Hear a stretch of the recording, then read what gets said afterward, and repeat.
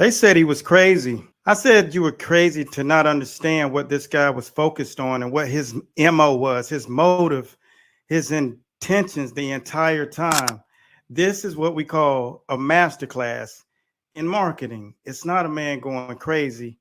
It's a man truly understanding the growth formula for the age of social media that he's in today. And last week, you guys got to see it firsthand. It wasn't just a fight, it wasn't a display of Hollywood. This is what we call the cheat code for marketing in today in the age of social media. And you guys drove it home and proved that point, because at the end of the day, when people thought that this was a situation where a man was losing his mind, the only thing that man was doing is driving the Brinks truck up to the and capitalizing on upwards of $50 million. And with that being said, it's a masterclass. And what we're going to do today is we're going to show you exactly what that growth formula is. It's not rocket science. And a lot of you are watching, you don't quite understand it because you've seen it spoken to, and people like the Jake Pauls of the world who've come into the industry and shaken it up with such flagrant characters and acting and the whole shenanigans. But we're going to give you the real inside of what this thing really is all about. It's going to be much more simple to you because we're going to give you a bird's eye view of no matter what you're doing. If you're in the industry of combat or if you are individual trying to build your business up, what you need is people. And this is the absolute breakdown of what this all looks like. So that's what we're going to get into today. And we will do a short recap of the fight, bringing in a couple of other people who are experts in their industry. Don't just get to listen to me. As a matter of fact, I'm going to kind of play the back seat today, but you will get the opportunity to really take away a strong individual message to use for yourself. And my encouragement is that you take it, implement it, and start asking questions, because this is really the blueprint to change your life. Devin Haney was doing good, but his life has changed today. Ryan Garcia was doing good, but his life has changed today. And when that number finalizes, you'll understand why this is so important. But before we get started, I'd like to introduce the sponsors of the show, those who turn the lights on, the cameras, and they make sure that you are totally entertained the entire time. Jab Juice Consultant Agency, bringing the most focal clarity in the age of developing personal brands, advising individuals on how to do what they do best and have the audience captivated in that journey of theirs. So with that being said, special shouts out to Jab Juice, social media, all of you guys who are out there, you're building your personal brands. I just want to make it clear to you. Someone wants to hear you in what we call the dog whistle, understanding how to get your message out to those people. Talk that talk, walk that walk, and don't be shame of who you are. Put that microphone in front of your face. Turn those lights on. And if you have trouble getting that message out, go to jabjuice.com and change the rest of that message and get it out to the people that want to hear you. Thanks again. Let's get ready to get it in. And I'm going to bring in, how do you feel like right now this fight is going to impact this next generation when they're watching Ryan go through these? He's basically going through the formula, but people don't understand what they're seeing. How do you think it'll impact the fighters who know that this is what they need to do, but they don't want to do that? And some of them will be encouraged, but how do you think it's going to impact the sport? Do you feel like that the promoters are going to really start targeting all of these guys who got these numbers behind them? What do you think? I think that it's already come to that point. Guys like Jake Paul and Ryan. I remember when Ryan was just becoming a signee of Golden Boy, and he was always talking about, he was threatening, Eric Gomez and those guys, going, "Hey, I got this many views," and and Eric was like, "I don't care," because they were still that transition from the old school to the new school. Yeah. So he was like, we don't care about that, And now it's like, no, we do care about that. That's all we care about. Can you help other people? Can you help other people get to those numbers? So that's already changed. And then so you're going to see a lot of more people start from scratch. with less amateur boxing skill, Yeah. with more media and mouth, but they're Yeah. going to start, getting in that vehicle and going a little bit farther. You're going to Yeah. see them fighting Olympians and things Yeah. of that nature, Yeah. It's all about the word of mouth. Word of mouth has been around since the beginning of time, right? Yeah. Absolutely. And what do you think right now, after seeing that fight, what do you think would be a better move for Devin Haney? Do you think it's a good idea for him to fight Ryan Garcia again next? What do you think? Well, as I read earlier today, he said that he's going to take a break. I think that he got a lot of fame very fast. Yeah. People they discount what he's done. He basically came from fighting in Mexico to Yeah. being an undisputed champion. Yeah. So there's a lot of fame and fortune that comes with that, and there's a lot of stress level that comes with that. Famous is actually a disease. Yeah. Famous is a disease because it Yeah. drains you. It affects your physical being. So Yeah. famous is a disease. So he needs a break. There's been a lot of big fights. Boom, boom, boom, boom, boom. Back to back. Gambosa's, Lomachenko. A lot of chit chatter and talk in the middle of it, but with him and his Yeah. dad, calling people and da da da. The Yeah. battles with That the Linares fight. Mayweathers. All of these fights Yeah, was back. yeah, It was yeah. killers. So yeah, he needs a little bit of a break, and then I think he'll resurface back at 140 and also the WBC did not strip him. Yeah, Did no, you I know heard that? that. Yeah, and I also Yeah, heard yeah, that Ryan Garcia just posted yesterday that Floyd told him to go in over 3 pounds. And he's on a cell phone FaceTime with him doing like this. So the strategy is what I tell people. Y'all don't understand. There's so many other wrinkles in boxing that y'all don't know about. You're so worried about, just your defense or your footwork or how hard you can hit. But it's so much about boxing you don't know. And you'll never learn it all. Let's talk That's why about you that got, too. yeah. Let's Yeah. let's talk about that because over at Golden Boy Promotions, you got a bunch of ex-world champions. Some of them pound for pound guys, things of Yeah. that nature.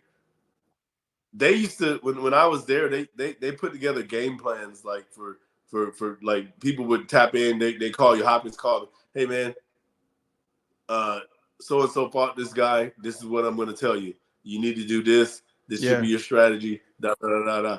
Yeah. This was all like people would think like, oh, like this was a coincidence or whatever. No, Ryan, he this was and what's crazy is like people really don't because people like we say before, it's you can get the belt fast. Keeping Mm-hmm. the belt is It's the whole the thing thing. that eludes me. Yeah. Yeah. So It's all of this stuff happened very fast. People fail to realize Bill Haney does not come from a boxing background. Devin Haney correct. comes from a very scarce amateur background and things of that nature. This stuff moved very fast. You go back to like 2018, 2017, you don't even know who these guys are, Mm-hmm. and now they're at the front level and they're matching minds with people like De La Hoya, Bernard Hopkins, Eric Gomez, all the other guys over at Golden Boy that's been doing Yeah. this since they started, with me back in 2004. And before Yeah. that, they were doing it in their own careers. So Yeah. like, it's Jedi It's mind tricks going on it's behind the depth. scenes. And that was one Yeah. of them right there. So what I would tell people is this, like you asked me earlier when I was breaking up what I have done. And it's not going to sound right to people, but if I Yeah. was his manager and Ryan comes in 3 pounds overweight, I'm already thinking Ryan is 5'10". By the time the fight starts, he's going to weigh 165 pounds, 162 pounds. Okay, pay us our money for missing the weight. And then I want a clause put in saying that you can't weigh more than blah, blah, blah on the night of the fight. Same thing Manny Mm-hmm. Pacquiao did to De La Hoya, you know. Um, Mm-hmm. uh, if you study boxing history, people out there, the information is all around you, like it is for a lot of stuff, like even this social media stuff Yeah. with Jay, right? But you just got to gather it. You got to like really like instead of putting a bunch of smoke and noise out there. You got to like really hone in and Yeah. project where you want to be and Yeah. start soaking up some of this game. A lot of Yeah. people don't realize why Floyd told Ryan that stuff. You have Yeah. to realize this, that Repo Rick, my Yeah. boy, Repo Rick, a lot Repo of people don't Rick. like him, but Repo Rick, you can say what you want to say about him. A lot of world champions came through Rico Rick. He brought a lot of guys to the game. Paul Yeah. Williams, and the list goes on. He brought Devin Haney to the game, Yeah. right? But Yeah. then they gave him the Leonidas kick once he got him to the Mayweathers. Yep. Then Floyd Mayweather Sr. was going to be Devin's trainer. They soaked up the game there in the camp. They gave him the Leonidas kick. Yeah. So you think Floyd ain't feeling salty about how they did his dad? Yeah, absolutely. Absolutely. And that's why he told him what to do, because he did it against Marquez. Hey, I'll pay you a couple of stacks, but I'm gonna blow you out the water because I ain't draining myself. And Floyd understand the game. And I tell people there are wrinkles to this thing. It's not what you see on YouTube. It's not what you see on Instagram. It's not what your buddies are telling you, because the only people that know this stuff are people who've been around lineages. It's not available outside of that. It's only inside of those houses. Tell them what Joe Frazier told you when you was talking about running, and he told you to put on those. Go tell him that story. Yeah. So it's one of the funniest stories ever. Lord rest his soul, great man, and a hell of a good man. That guy's so funny and so energetic. But we're in the gym, and I came in, and I was drenched, sweating and everything, and he's like, man, you look like a empty bottle of ketchup, because I had red on, right? And I was like, yeah, I just came from running. He goes, how far you run? I go, oh, I run 7 miles a day. He goes, what? I go, yeah. And when I'm at home 2 times a week, I run 14 miles a day, because I heard that Ali used to do that, and I run 2 miles backwards. He goes, man, that fool didn't do that, man. Don't be listening to everything you read. He goes, look, this is what you need to do. You need to go out. He goes, all you need is 3 miles. You put some combat boots on, and you run 3 miles hard. I'm talking about you got to get it like under 25 minutes, and try to get close to it, right on. Man. Boom. He's like, running hard. He goes that those boots gonna train your legs, and you're gonna have that burst that you're gonna need for those scrimmage lines in the fight. So very next day I go out and I do it. Boom. So I didn't see him until like 2 days after that, right? And I come in the gym, and I'm jumping rope, but I'm kind of like hopping around. He goes, OG, what? He goes, what's wrong with you, youngster? He said, I see you got a little hitch in your giddy up. I said, oh, sir, I got blisters on my feet from running in the combat boots. And then, I don't want to offend anybody, but he said one of the funniest things that I can hear it in my mind right now. He looked at me, he goes, damn, I guess they don't build niggas like they used to.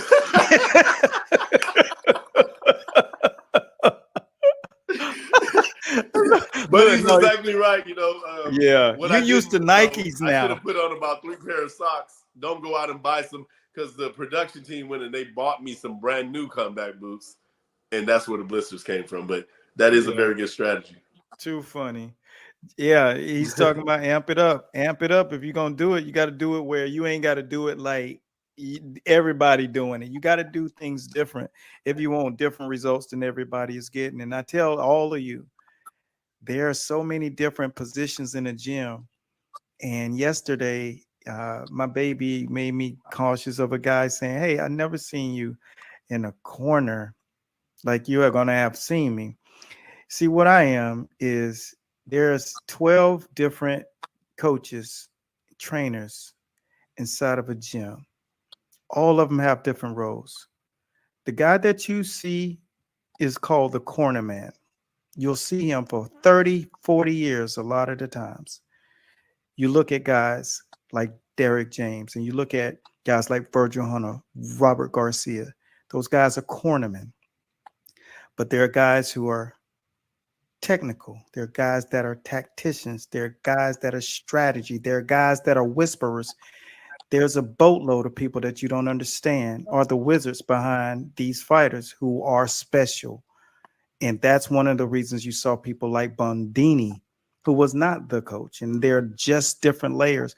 And I love that someone said that, because it gives me an opportunity to shed light on what 90% of the training camps don't have. And anytime that I see a camp, I know that they don't have what's necessary.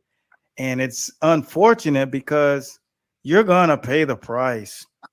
You're going to pay the price. And Yeah. you need what Otis was saying just a second ago. There's lineages and there's depth and there's answers there. And there's a lot of success because I'm from 3 of the 4 people on Mount Olympus. I'm from 3 of the 4 lineages connected all the way through the pipeline. So the knowledge that I understand, the wrinkles that I've acquired over 4 decades, I understand how important it is. And I know 99.99% of you don't know what I have up here. I got more stuff in my books that I've written that you will ever learn. I'll forget more boxing than you'll ever learn. And I want you all to know this knowledge because I can leave it here. I can't take it with me though. So that's why I do what I do, because I know it's so much you don't know. And I know what Otis is telling you. He got that from Smoking Joe Frazier. How many of y'all talk to Smoking Joe Frazier? We don't have people up here who are not experienced in boxing. When you see somebody up here, we talking about people who are experienced in boxing. I'm gonna have Andre Darrell back up here again because Olympics are coming up. And that man know the Olympics, and his stories about the Olympics, boy, will make your skin stand up, the hair on your arms, some of these stories, and you'll tear up in some of these things. And then you'll be so motivated. That's who I bring on this place in this show. Because the reality is you do not know boxing. And that's why Roger Mayweather used to say, you don't know shit about boxing, boy. Especially if you just watching YouTube and HBO. You don't know shit about boxing. And you don't. You know what I'm saying? That's why You got to y'all expect. follow. Yeah, y'all following the page. I got guys who are trainers that's following the page. That I go to their page and they don't even have quality content up and out. And that's part of it. And showing what you got, showing what you know, and showing who you are so people know what you bring to the game. And with too many unnecessary punches because you do not believe in defense. Therefore, you won't have success in boxing unless you master all 5 layers of the defense. I'm going to share with you the 3 reasons why this is important. Number 1, whenever you defend against the opposition, especially utilizing the Philly shell, you're able to see everything that they want to do before they want to do it. Number 2, you're able to rest and recover. And number 3, offensive opportunities because you've mastered your defense. You see, over the course of time, fighters have always thought that boxing was all about throwing punches. But once you understand the periodic table of boxing, you don't box with your hands, you box with your feet. These athletes need to understand is you got to know who you choose, because who you choose, you need to be loyal to. Because if you're a cheater, you're a cheater. And 70% of the fighters that have followed the page, I tell those trainers, your fighters are following the page, and you don't think they're tapping me on the shoulder? Because guys like girls with big butts, and they cheat. They go out and they cheat. So when they see a trainer who know, they're going to cheat. So you don't think for 1 second that your fighter don't cheat, trying to whisper in the ear of other trainers when you're not really paying attention. You're crazy. That's just like your woman not being attracted to another man. It's bananas. You got to wake up, and I want you guys to have success, but you got to lead. I put a video out here on one day I walked into the gym and incompetent. I didn't have my shit. I came in there writing down programs, and I came in there my paper, and I'm like, damn, I'm coming there right at the time they supposed to start training. I'm still writing out what they supposed to do. And I look up, and they look up at me, and I'm like, damn, they looking at me. I look like a damn amateur. Here I am with 25 years behind my belt in boxing, and I'm doing like a beginner. And I said, that's why I built these. Never again. Now I got 30 books. I don't want to be seen as a guy who's not prepared. I'm prepared. That's what this is about. And y'all got to realize that preparation is king. If you don't even have a good social media, your fighter knows it because he's watching guys who do. That means it's the old adage, how you do anything is how you do everything. And I know I'm thorough. and you got to be thorough. So step your game up, ask questions. Don't just let it be fighters answering polls. Don't let it be this 10% of trainers answering polls. The other 90% are arrogant and ego driven. You ain't shit. Then when you can say that to yourself, you ain't shit. You be reborn and you become a man of God. You be a man of faith. You be a man of persistence. You be a man, and people can tell you got more by how you move, not how you give all the credit to yourself. You did this for the fighter. I went to a gym and the guy blamed the fighter for everything. And I said, boy, you're not a good person for this with that spirit. And that fighter knows it. And the video was streamed. I streamed it. But, I try to encourage a coach how to coach by example. I talk to his fighter in a way to show him by example how to talk to the fighter and say exactly what you're trying to say, but actually get through to him. And that's how, when I did work corners, I made sure that the words that went into your ears landed into the place in your spirit that it needed to, because that's what you're going to need. Because like Michelle just said, it's spiritual warfare. Thank you, Michelle. It's spiritual warfare. Yeah. It's not skills. Skills don't pay the bills at that level. Canelo thought skills paid the bills, and then he fought Floyd. You need your PhD. You need to fight the guy who's going to make you realize that skills don't pay the bills. Devin Haney just got into the ring with a guy who's mentored by Floyd. Now, and Floyd was in that camp in every victorious moment. That was Floyd in that boy ear, telling him what to do to a guy like that. And don't it look like he knew exactly what to do with a guy like that? They split in the amateurs 3-3. Floyd wasn't around. Watch the stuff that Ryan Garcia doing in that fight. Everything was Floyd. All of that. Now, Ryan got his own power, and he's fighting at the weight class he is. Floyd was a real 135 guy. Like, he could have stayed down there. He never gained weight. But Ryan was smart. And listen, he told y'all the whole time, Floyd telling me this, Floyd telling me that. Like, people didn't realize, like, dude, who you getting your secrets from? A man who's one generation? Mr. Haney has built the world champion.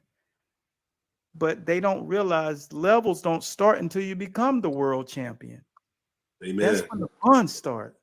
And that's what he doesn't have the experience in.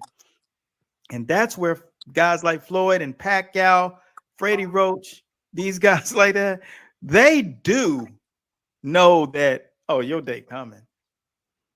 Because you don't think it's coming. And that's when the fun starts in pro boxing.